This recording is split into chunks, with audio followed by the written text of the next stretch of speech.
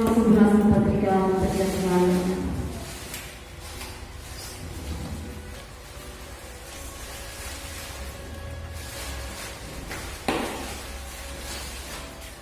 మొదటి అధ్యాయం 5వ వచనం చూస్తున్నాం. మీలో ఎవరికైనా జ్ఞానం పొదుపుగా ఉండేలా అతడు దేవుణ్ణి అడగవలెను, అప్పుడు అది అతనికి అనుగ్రహింపబడును. దేవునికి స్తోత్రం. హల్లెలూయా. మీలో ఎవరికైనా జ్ఞానం పొదుపుగా ఉండేలా అతడు దేవుణ్ణి అడగవలెను. ఎందుకు పొదుపుగా ఉన్న ఎడలా అని మాట్లాడడానికి దానికి గల కారణం ఏంటంటే, ప్రతి ఒక్క మనిషి లోపల జ్ఞానం అనేది తక్కువగా ఉంటుందని అర్థం. ఈ జ్ఞానాల్లో 2 రకాల జ్ఞానాలు ఉన్నాయండి. ఒకటి దైవిక జ్ఞానం ఉంటారు, అనగా అది భూ సంబంధమైనదని ఇంకొక విధంగా చెప్పవచ్చు. భూ సంబంధమైన జ్ఞానం, పర సంబంధమైన జ్ఞానం. దేవునికి స్తోత్రం. హల్లెలూయా. భూ సంబంధమైన జ్ఞానము అనేది అది ప్రతి ఒక్క మనిషి లోపల ఉంటుందండి. అది ప్రత్యేకంగా అడగవలసిన అవసరము మనకి లేదు. ప్రతి ఒక్క మనిషి లోపల ఉండింది అది భూ సంబంధమైన జ్ఞానం. కానీ ఈ పర సంబంధమైన జ్ఞానము అనేది దేవుడు మాత్రమే ఇవ్వగలడు. అందుకే ఆయన అంటున్నాడు, మీలో ఎవరికైనా జ్ఞానం పొదువుగా ఉన్నాయలా వాడు దేవుణ్ణి అడగబడి. దేవునికి స్తోత్రం. హల్లెలూయా. ఈ రోజుల్లో లేదా మామూలుగా భూ సంబంధమైన జ్ఞానం మనం సంపాదించుకోవడానికి మన పిల్లల్ని చదివిస్తూ ఉంటాం. లేదా ఇంకా ఒక నలుగురితో తిరుగుతూ ఉన్నప్పుడు, నలుగురితో మాట్లాడుతున్నప్పుడు ఆటోమేటిక్ గా జ్ఞానం అనేది వచ్చింది. మనుషులతో ఎలా మాట్లాడాలి, ఏం చేయాలి. ఇంట్లో ఉండే వారికి ఉండే జ్ఞానం కంటే బయట తిరిగే వారికి, నలుగురిలో తిరిగే వారికి ఎక్కువ జ్ఞానం ఉంటుంది అనమాట. దేవునికి స్తోత్రం. హల్లెలూయా. దానికి గల కారణం ఏంటంటే, ఒకరి నుండి ఒకరు నేర్చుకునేది అనమాట. ఎలా మాట్లాడాలి, ఎలా ఉండాలి, ఎలా మాట్లాడాలి, పెద్దల దగ్గర ఎలా ఉండాలి అనే విషయాన్ని నలుగురితో తిరుగుతూ ఉంటున్నప్పుడు, నలుగురి దగ్గరికి వెళ్తున్నప్పుడు మనం ఆటోమేటిక్ గా నేర్చుకుంటాం. అది మనుషుల దగ్గర నుంచి వచ్చే జ్ఞానం, భూ సంబంధమైన జ్ఞానం. కానీ ప్రియ దేవుని దేవుడి దగ్గర నుంచి వచ్చే జ్ఞానము ఎలా ఉండింది అంటే, ఒకసారి చూద్దామా. యాకోబు రాసిన పత్రిక 3వ అధ్యాయం 17వ వచనం చూసినట్లయితే, 17వ వచనం చూసినట్లయితే, అయితే పైనుండి వచ్చే జ్ఞానము మొట్టమొదట పవిత్రమైనది, తర్వాత సమాధానకరమైనది, మృదువైనది, సులభముగా లోబడినది, కనికరముతోను మంచి ఫలముతోను నిండుకొనినది, పక్షపాతమైనను వేషధామైనను లేనిదై ఉన్నది. దేవునికి స్తోత్రం. హల్లెలూయా. పైనుండి వచ్చే జ్ఞానం ఇలా ఉంటుంది అనమాట. పైనుండి అంటే అర్థం ఏంటి? దేవుణ్ణి అడిగినప్పుడు వచ్చే జ్ఞానము ఇటువంటి లక్షణాలతో, స్వభావాలతో వస్తుంది అనమాట. మృదువుగా ఉంటుంది, లోబడుతుంది, మంచితనం కలిగి ఉంటుంది, పక్షపాతం లేకుండా ఉంటుంది. చూడండి మీరు ఇంటికి వెళ్ళాక చదివితే ఇంకా మీరు ఎక్కువగా దాన్ని అర్థం చేసుకోగలరు అనమాట.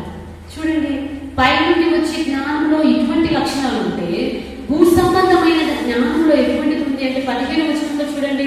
అదే యాకోబు రాసిన పత్రిక 3:15లో చూస్తే, ఈ జ్ఞానము పైనుండి దిగి వచ్చినది కాక భూ సంబంధమైనది, ప్రకృతి సంబంధమైనది, దైవముల జ్ఞానం అనేదినై ఉండును. దానిలో ఏముంటాయంట? మత్సరములు, వివాదములు ఉంటాయి. దేవునికి స్తోత్రం. హల్లెలూయా.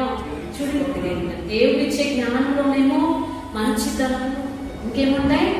పక్షపాతం లేకుండా అందరికీ త్వరగా లోబడేదై ఉంటుంది. ముఖ్యంగా దేవుడి మాటకు లోబడేదై ఉంటుంది. దేవుడికి మహిమ కలుగును గాక.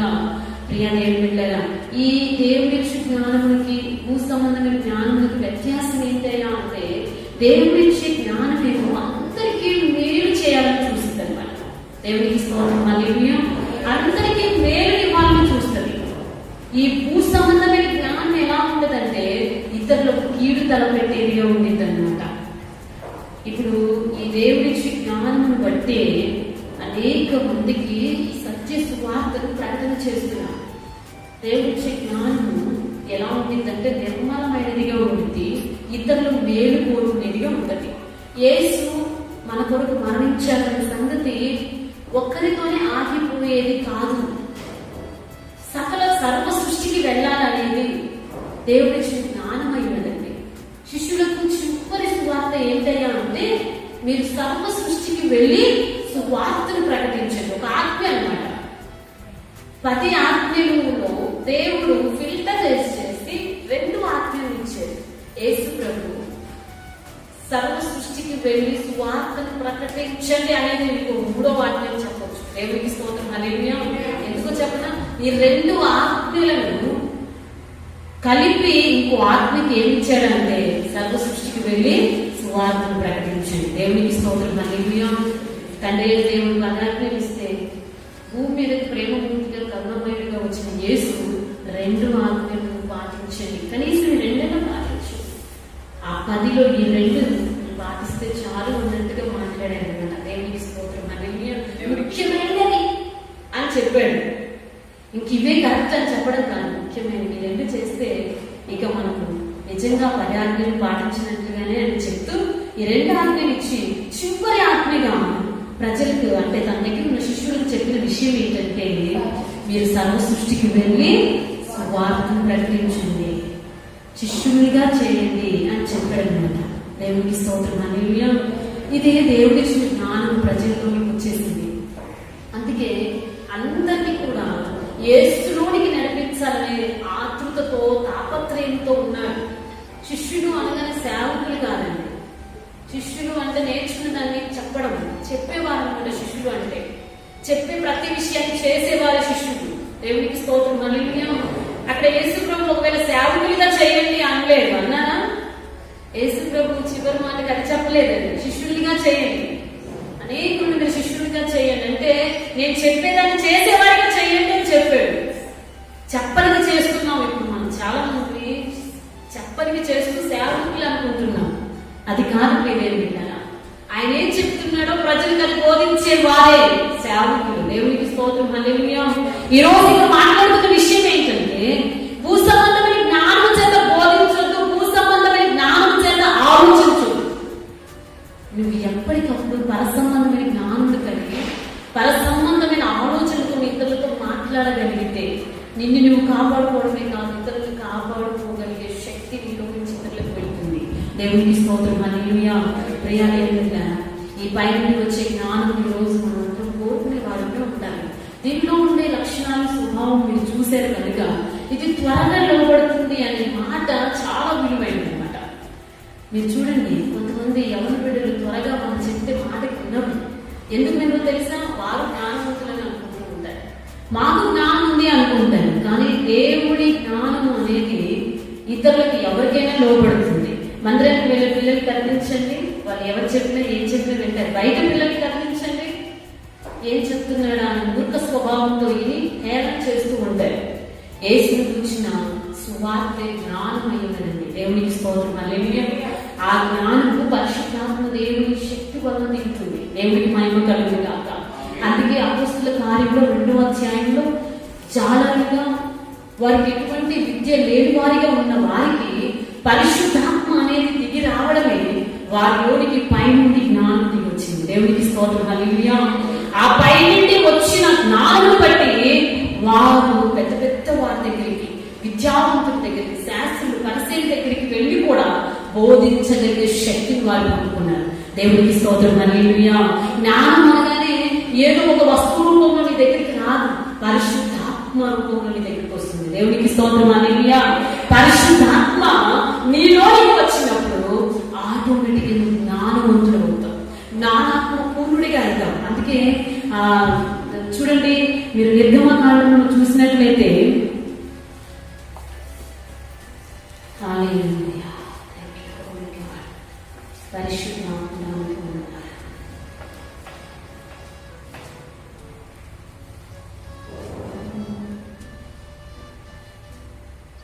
ద్వితీయోపదేశకాండం చూద్దాం.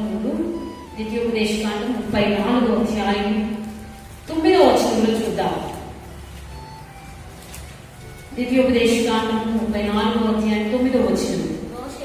మోషే తన చేతులను నూను కుమారుని యెహోషువ మీద ఉంచిందని కనుక అతడు జ్ఞానాత్మ పూర్ణుడాయను. దేవునికి స్తోత్రం, హల్లెలూయా. జ్ఞానాత్మ పూర్ణుడు ఎలా అయ్యారంటే, మోషే యెహోషువ మీద చేతులు ఉంచగానే అతడు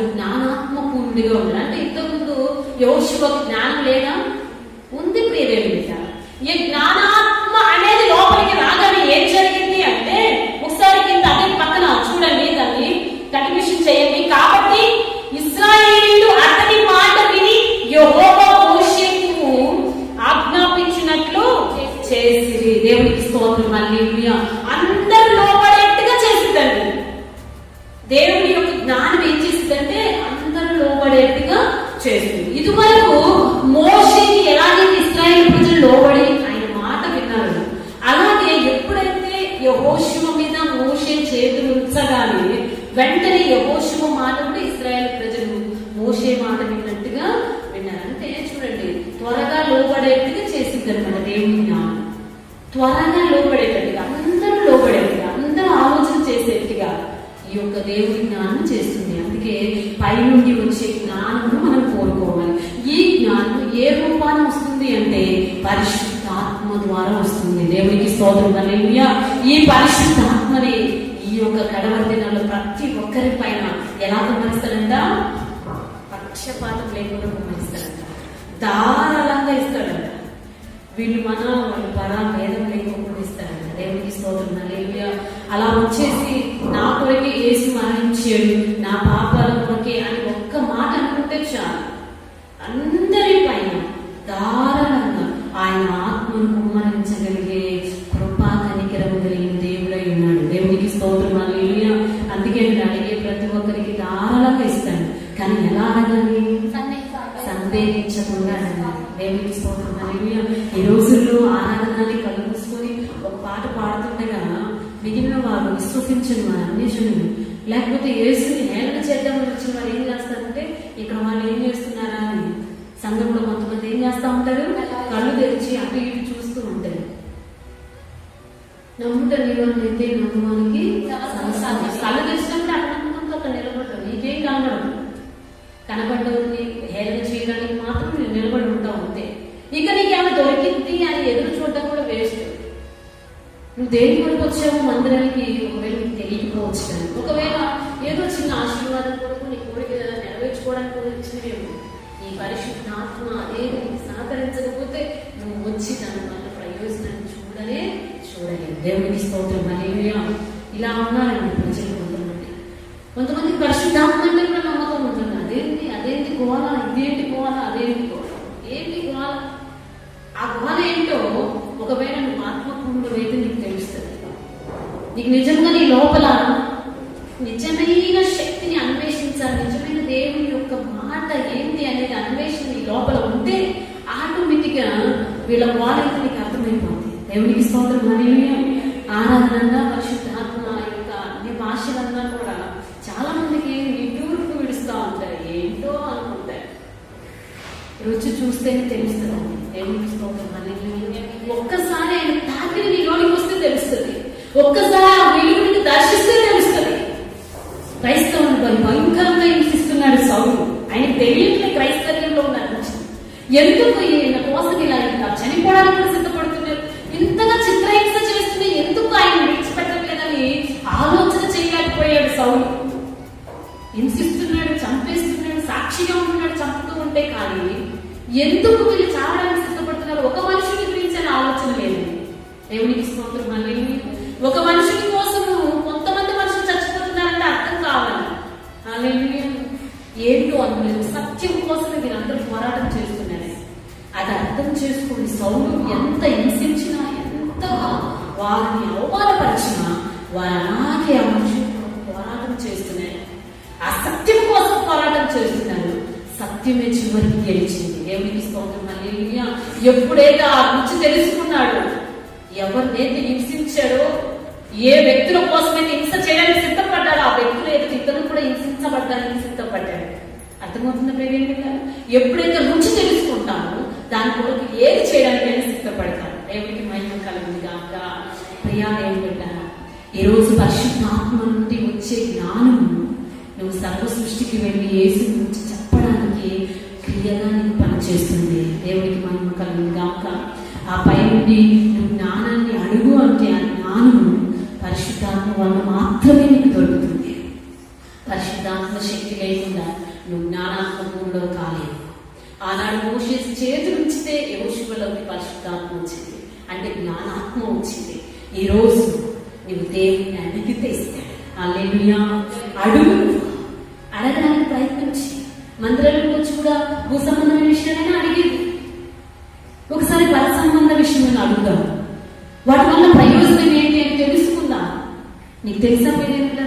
నీకు భూ సంబంధమైన ప్రతి ఆశీర్వాదం ఉన్నా దేవుడి జ్ఞానం లేకపోతే నువ్వు చనిపోయిన తర్వాత ఎటు పోతావో ఇక తర్వాత నువ్వే ఆలోచించాలి. భూ సంబంధమైన జ్ఞానము భూమి మీద ఆశీర్వాదం పెట్టుకుంటుంది. భూమి మీద కేవలం ఆశీర్వాదం జ్ఞానం పనిచేస్తుందండి. కానీ ఈ భూమి మీద మనం కొద్ది కాలం మాత్రమే జీవిస్తామనే జ్ఞానము పై నుండి వచ్చి జ్ఞానం మాత్రమే తెలియపరుస్తుంది. మరి భూమి మీద నివసించినంత కాలం భూ సంబంధమైన జ్ఞానం కలిగి ఈ భూమి మీద మన జీవితాన్ని ముగించిన తర్వాత మరి ఏం జరుగుతుంది, మనం అక్కడికి ఎలా వెళ్ళాలి అనేది ఆ జ్ఞానం ఎదిగే వారికి మాత్రమే తెలుస్తుంది. దేవునికి స్తోత్రం. హల్లెలూయా. జ్ఞానాత్మకంగా జీవించిన ఈ కొద్ది కాలం తర్వాత మిగిలిన కాలంలో నేను ఎక్కడికి వెళ్ళాలి, తర్వాత నాకేముంది, చనిపోయిన తర్వాత నా స్థితి ఏంటి అని కనీసం ఒకసారి కాబట్టి ఒక్కసారి మన విషయాన్ని వాళ్ళు ఆలోచించాలి. క్రీస్తు అనే వ్యక్తిని ఎందుకు ఇంతగా ప్రకటిస్తున్నారు అని ఆలోచన చేస్తే భూమి మీద 3 మనుషులు ఖచ్చితంగా క్రైస్తవులుగా మారుతారు. ఆటోమేటిక్ మారుతారు. మనం వెళ్ళిపోయి చూడండి ఇదిగో సాక్ష్యం, ఇదిగో నేను ఇంత బాగుపడని చెప్పాల్సిన అవసరం లేదు. నేను అడిగాను ప్రభు, ఒక్కసారి భూమి మీద ప్రజలందరికీ జ్ఞానోదయం ఇవ్వచ్చు కదా, ఒక్కసారి మాట్లాడవచ్చు కదా అంటే అప్పుడు ఆయన అంటున్నారు నాతో, ఈ లోక దేవత వారికి ఏం కలగ చేసిందంట? గుడ్డితనాన్ని కలగ చేసిందంట. వారి మనోవ్యాప్తాలు మూసేసిందండి. ఇంకా తెలుసుకుంటారు? తెలుసుకోలేరు. తెలుసుకుంటున్నాం అంటే ఎవరో ఒకరు వారికి కలిగిన బాధలు, వారికి కలిగిన రోగం ఉంటే, వారికి కలిగిన ఆర్థిక ఇబ్బందులు ఉంటూ తెలుసుకుంటున్నారు. దేవునికి స్తోత్రం. హల్లెలూయా. అన్ని బాగుండు ఏం చేసింది తెలుసా? ఈ లోక దేవత వారికి గుడ్డితనాన్ని కలగజేసింది. ఏ గుడ్డితనం? నాకు ఇంత ఉంది, అది మానవుల దేవుడు, మానవుల దేవుడు. అర్థమవుతుంది? చిన్న జాతుల దేవుడు అంటున్నారు యేసుతో. మీకు తెలుసు, ప్రపంచ దేశాలన్నీ ఒప్పుకునేది యేసు మాత్రం. భారతదేశం ఒక్కటే, ఈ భారతదేశం ఒక్కటే ఏం చేసింది తెలుసా? అన్ని దేవతలు, నేను ఏవేవో దేవతలు, 300 కోట్ల దేవతలు ఈ భారతదేశం మాత్రమే ఆరాధిస్తూ ఉంటాయి. యేసు అనే వ్యక్తి శక్తిని ప్రపంచ దేశాలు ఒప్పుకుంటుంది. దేవునికి స్తోత్రం. హల్లెలూయా. మరి ఒక జాతి ఒక కులము దేవుడా ఒకసారి గ్రహించి ఇలా చెప్తే అందరికీ కోపం వచ్చింది. కోపం వస్తుంది. ఎందుకు అంటే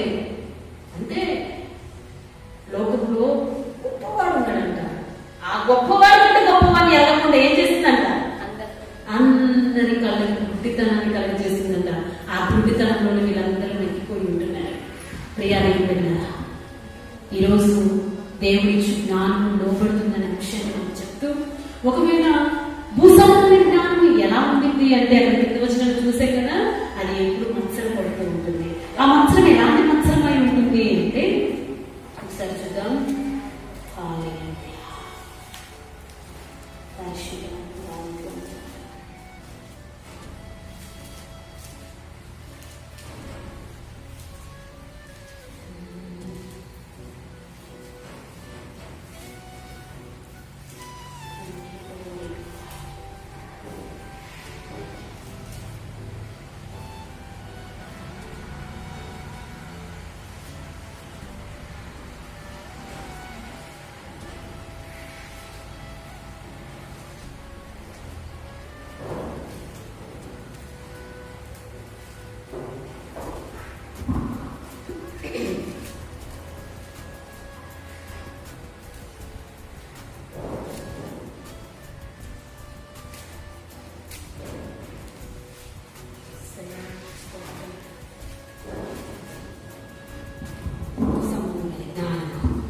ఎలా ఉంటుంది అంటే మొదటి సమూయేలు గ్రంథము 28వ అధ్యాయం.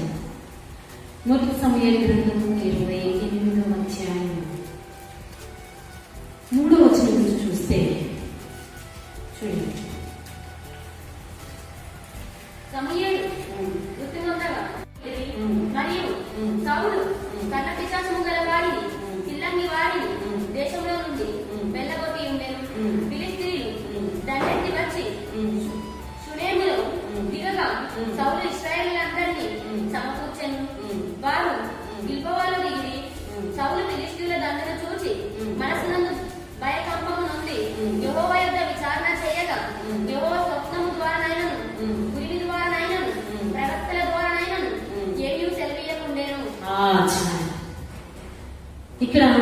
సౌలు దేవుడితో అంచుకట్టబడి ఉన్నప్పుడు దేవుడి జ్ఞానం చేత రాజ్యమును ఏలేడు ఇశ్రాయేలు ప్రజలు. ఇక సమూయేలు మరణించిన తర్వాత ఇతనికి యుద్ధానికి వెళ్ళాలా వద్దని చెప్పేవాళ్ళు లేకోకుండా పోయాడు. పోయేసరికి ఇతని ఎక్కడికి వెళ్ళాలని ఆలోచన వచ్చింది. దీనికి కర్ణ పిశాచంతో సోదె చెప్పే ఒక స్త్రీ దగ్గరికి వెళ్ళాడు. ఆ స్త్రీ దగ్గరికి వెళ్ళి ఎవరు పిలవమంటున్నాడు? సమూయేలు ఆత్మను పిలవమని చెప్తున్నాడు. ఇది భూ సంబంధమైన దెయ్యముల జ్ఞానం అంటారు.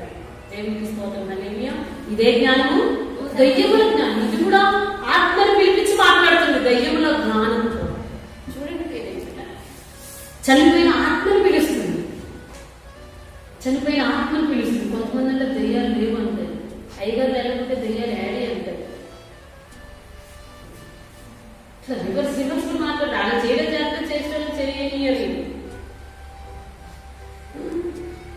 దెయ్యముల జ్ఞానం కలిగి ఈ కర్ణ పిశాచి ఏం చేస్తుంది? పట్టింది. ఈ సోది చెప్పే స్త్రీ ఏ ఆత్మను పిలుస్తుంది? సమూయేలు ఆత్మను పిలుస్తుంది భూమిలో నుంచి. చచ్చిపోయిన ప్రతి ఒక్కరు కూడా భూమిలో అంటే విశ్రాంతిలో ఉంటారు అనే సత్యాన్ని ఈ సమూయేలు ఆత్మ ద్వారా నేను తెలుసుకున్నాను. మిగిలిన వాళ్ళు ఏం తెలుసుకున్నారు నాకు తెలియదు. దేవునికి స్తోత్రం హల్లెలూయా. భూమిలో నుంచి వస్తుంది, పై నుంచి రాలేదు. సమూయేలు ఆత్మ ఎక్కడి నుంచి వచ్చింది? భూమిలో నుంచి వచ్చిందంట. లోపల నుండి వస్తూ ఎలా వస్తుందంట ఆత్మ? ఒకసారి చదవండి, త్వరగా చదవండి. సమయం నీతో మాట్లాడుటకై నేను ఎవరిని రప్పించాను? అడుగగా అతడు సమూయేలును రప్పింపమన్నాడు. దేవునికి స్తోత్రం హల్లెలూయా. దయ్యముల జ్ఞానానికి కూడా శక్తి ఉంది, ఉండాలి. ఆ స్త్రీ పురుషుడు గారు మనం పిలిచేది. స్త్రీ పిలుస్తుంది ఏమని? నేను నీతో మాట్లాడక ఏ ఆత్మ రప్పించాలని అడుగుతాను. అనగానే ఇతను ఏం కోరుకున్నాడు? సమూయేలు ఆత్మ. ఎందుకంటే ఇతనికి సమూయేలే చెప్పేవాడు కాబట్టి, ఆయన చనిపోయాడు కాబట్టి ఆయన ఆత్మను చెప్పి ఇద్దరు పిలిపించుకున్నాడు అన్నమాట. వెంటనే సమూయేలు ఆత్మ పైకి ఎలా వస్తుంది? ఆ స్త్రీ సమూయేలును చూసినప్పుడు బిగ్గరగా కేక వేసి నువ్వు సౌలువే. దేవునికి స్తోత్రం హల్లెలూయా. ఎందుకు తన సమూయేలు ఆత్మతో ఎవరికి పని ఉంది? సౌలు తప్ప ఎవరికి పని లేదు. సౌలు మారు వేషంలో వచ్చాడు. దేవునికి స్తోత్రం హల్లెలూయా. మారు వేషంలో సౌలు వచ్చేసరికి ఈవిడికి అర్థం కాలేదు, కానీ సమూయేలు ఆత్మను చూసరికి ఈవిడికి అర్థమైపోయింది. చూసారంటే దేవుని దయ్యముల జ్ఞానం కూడా ఆత్మలతో మాట్లాడుతుంది. ఇది ఎప్పటికెప్పుడు ఏం జరిగింది అంటే, ఇటు చివరికి వస్తే మనము యాకోబు రాసిన పత్రికలోకి వస్తే 3వ అధ్యాయం వస్తే ఇందాక చదివిన వచనాల్లో పైనుండి వచ్చే జ్ఞానములకు భూ సంబంధమైన జ్ఞానములకు వ్యత్యాసం చదవండి. యాకోబు రాసిన పైనుండి దిగి వచ్చింది కాక భూ సంబంధమైనది ప్రకృతి సంబంధమైనది దైవ్యముల జ్ఞానం నడుపునై ఉన్నది. ఏలైనగా మత్సరము వివాదము ఎక్కడ ఉంటుందో అక్కడ అల్లరి ప్రతి నీచ కార్యము. దేవుడికి స్తోత్రం హల్లెలూయా. అది భూ సంబంధమైన జ్ఞానం కలిగి ఆయన ఏం చేసిందంటే ఒక దయ్యపాత్రను పిలవగానే అది దేని కోరుకుంటుంది? మత్సరము కోరుకుంటుంది. నేను ఎలాగ వెళ్ళాలి? అక్కడ వృద్ధానికి వెళ్ళాలా వద్దంటే డైరెక్ట్ సమూయేలు ఆత్మ చెప్తుంది, వెళ్ళినా ఉండిపోతాడు. ఆల్రెడీ నీ పై నుంచి ఆత్మ వెళ్ళిపోయింది. నీ మీద దయా కనికరం కలిగిన ఆత్మ. ఇప్పుడు నీకంటే గొప్పవాళ్ళు నీ యొక్క ఎవరిని నీ తర్వాత నేను దావీదుని ఎన్నుకోబోతున్నాను. డైరెక్ట్ విషయం అంతా చెప్పి సమూయేలు ఆత్మ దేవుడికి మహిమ కలుగును గాక. ప్రియ దేవుని దయ్యముల జ్ఞానం ఉంటుంది. అది కూడా సంస్థాన్ని ఎదుగుతుంది, కానీ అది దెబ్బగా ఉంటుంది. దేవుడి జ్ఞానం ఉంటుంది, ప్రతిదానికి లోబడుతుంది. దేవునికి స్తోత్రం హల్లెలూయా. నువ్వు అడిగేటప్పుడు దేవుడి జ్ఞానం, భూసంబంధమైన జ్ఞానం, ఆల్రెడీ భూసంబంధమైన జ్ఞానం, దేవుడు ఇచ్చే జ్ఞానంతో జోడి ఏంటంటే నీలో భూసంబంధమైన జ్ఞానం లేకపోయినా కూడా ఆ జ్ఞానం పైన వచ్చే జ్ఞానం నేను పరిపూర్ణం చేస్తుంది, నేను జ్ఞానాత్మపూర్ణుడిగా చేస్తుంది, అందరు నీ మాటకు లోబడేట్టుగా చేస్తుంది. అందరూ అంటే లోకంలో ఉన్న వాళ్ళందరూ కాదు, నీ ఇంటి వారికి లోబడేట్టుగా చేస్తుంది. దేవుడి జ్ఞానం నీలో ఉంటే నీ తండ్రి, నీ తల్లి, లేదా నీ భార్య, నీ పిల్లలు, నీ భర్త నీ మాటకి లోబడతారు. కనుక ప్రియదేవులారా, దేవుడి జ్ఞానాన్ని కోరుకుందాం. భూసంబంధమైన జ్ఞానం ఆటోమేటిక్గా దేవుడి జ్ఞానంతో నీలోకి ప్రవేశిస్తుంది. అది కేవలం పరిశుద్ధాత్మ ద్వారా మాత్రమే సాధ్యమవుతుంది. ఈరోజు మనం పరిశుద్ధాత్మ కొరకు ప్రార్థన చేద్దామా? దాన్ని మాత్రమే కోరుకుని భూసంబంధమైన జ్ఞానం, పరసమైన జ్ఞానం చేత నింపుతాం. దేవుడు మనల్ని దీవించుగాక. ఈ మాటలు దేవుడు దీవించుగాక. ఆమె చిన్న ప్రార్థన చేసుకున్నాం. పరిశుద్ధము నమ్మకం కలిగిన ప్రియపరులకు తండ్రి నీకు వందనాలు. యేసయ్యా, ఈ మాటలు నీవు మాట్లాడించాను. ఆ మాటలు విలువైనవిగా ఉన్నవని నేను విశ్వసిస్తున్నాను. విన్న ప్రతి ఒక్కరి జీవితాల్లో నేను పై నుండి వచ్చి జ్ఞానం అనగా దేవుని యొక్క ఆత్మను కోరుకోవాలి, సందేహించకుండా కోరుకోవాలని కృపను జ్ఞానంలో వారికి అనుగ్రహించింది. అట్టి తెలివి వివేచనతో మీరు నింపి మహిమ పొందమని యేసు శ్రేష్టమైన నామమున ఈ ప్రార్థనను వాక్యం ప్రతి బిడ్డ మీద దైవ నష్టం అప్పగిస్తున్నాము తండ్రి. ఆమేన్.